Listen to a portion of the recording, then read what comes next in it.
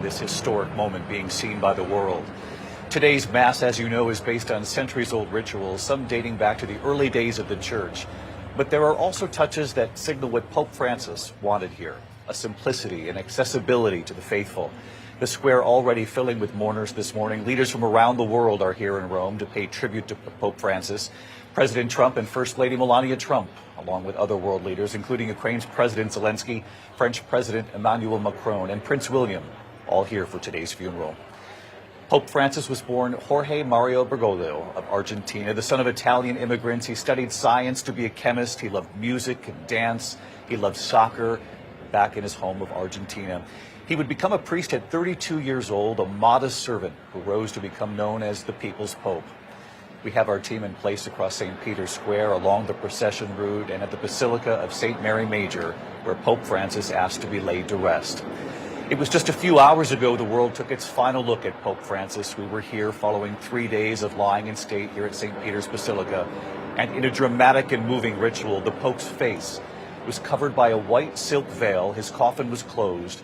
A bag was placed inside containing coins minted during his papacy and a canister with a rogito or deed listing details of his life and of his papacy. We have seen a constant flow here of mourners since news first broke of his passing nearly 1 week ago, early Monday morning.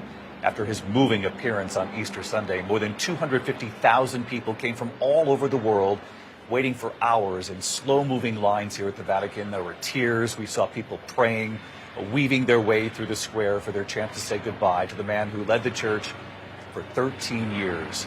Even in death, Pope Francis wanted to be accessible to the people he served. His wooden casket placed in front of the main altar instead of a raised pedestal so he could be properly seen on the same level as the faithful. Following the Mass, a procession will take Pope Francis from St. Peter's Square right here to the Basilica of St. Mary Major. The Pope had requested he be placed there. He'll be closer to the people there too as well, right in the heart of Rome. And we have just learned this morning that the Pope's hearse will be a converted Pope-mobile. The Vatican says he wanted his tomb to be undecorated with a one-word inscription, Franciscus, of course, his name in Latin. The Church also revealing the Pope's will. He called for his tomb to be, quote, in the earth, simple, without particular decoration.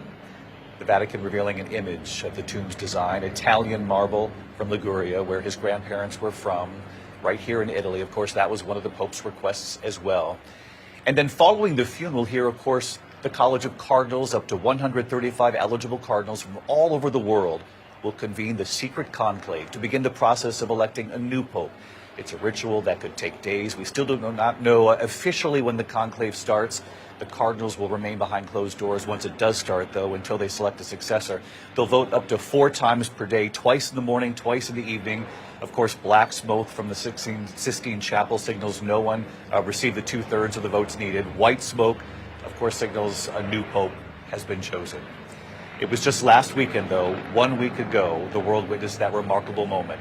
Pope Francis taking what would be his last ride in the Pope-mobile through St. Peter's Square on Easter Sunday during the holiest week of the year. He was still recovering from double pneumonia and 38 days in the hospital. The Pope hesitated before his surprise appearance and asked his personal nurse, "Do you think I can manage this? Can I manage it?"